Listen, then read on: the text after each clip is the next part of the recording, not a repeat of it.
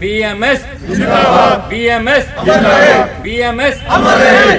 भारत माता की जय, भारत माता की जय, वंदे मातरम। देश के हित में करेंगे काम के लेंगे पूरे दम देश के हित में करेंगे काम के लेंगे पूरे दम। सर हमारी समस्या ये है कि कोई यहाँ 5 साल से काम कर रहा है, कोई 10 से, कोई 12 से, कोई 15 से, इतने सालों से यहाँ लगे हुए हैं इस आस में कि हम पक्के होंगे, कि हम सब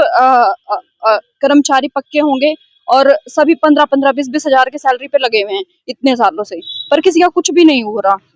सरकार सिर्फ आश्वासन पे आश्वासन दिए जा रही है कि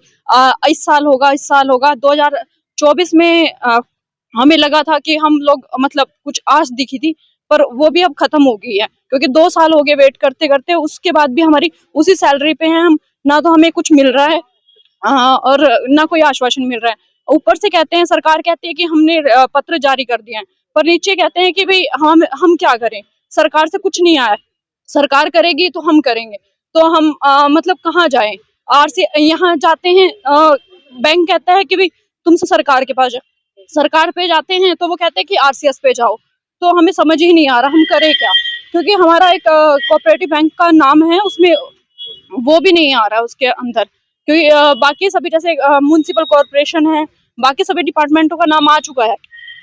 उसमें एक HRMS2 करके एक पोर्टल बनाया है, उसमें उसका नाम आ चुका है, पर हमारे बैंक का कहीं नाम नहीं है। और हम लोग अभी गए थे, GM साहब से भी रिक्वेस्ट करी,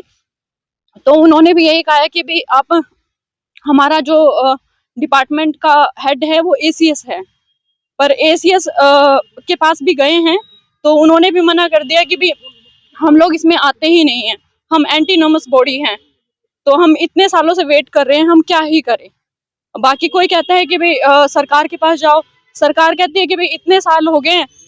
हमने तो 1,20,000 कर्मचारी को पक्का कर दिया है, पर हमारा तो अभी तक कुछ नहीं हुआ है। हम यही चाहते हैं कि हमारे कोऑपरेटिव बैंक का पूरे हरियाणा के कोऑपरेटिव, पूरे हरियाणा में आज सारी जगह ऐसे ही धरना है, तो सारे बैंकों का हमारा नाम आए, ताकि सबका सुधार हो सके और सारे लोग अपने अपने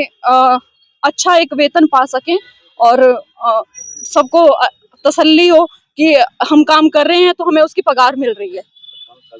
58 साल तक की सुरक्षा गारंटी हम सबको मिले और सेवा सुरक्षा एक्ट के दायरे में हम सब आए। आज ये प्रदर्शन इसलिए कर रहे हैं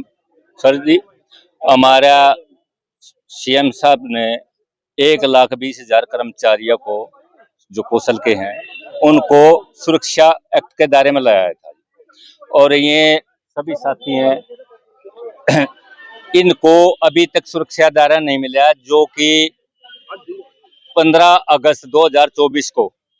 एक कानून एक्ट बनाया था जी, कानून बनाया था, उसमें जितने भी हमारे कौशल के जिनकी 5 साल की सर्विस हो चुकी है, जो 15/8/2024 तक 5 साल पूरे हो चुके हैं, वो सभी इसमें सुरक्षा के दायरे में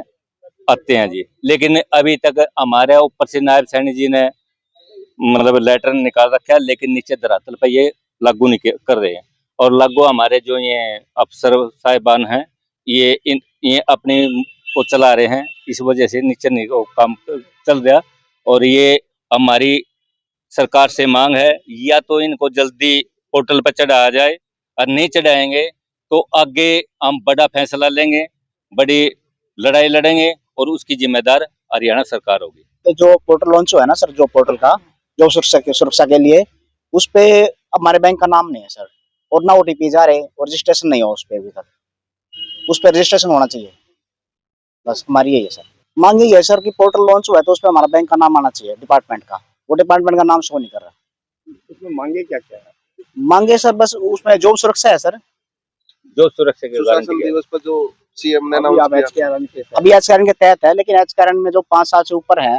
या 5 से कम है, जो पॉलिसी बनाई उसको लागू करे सर।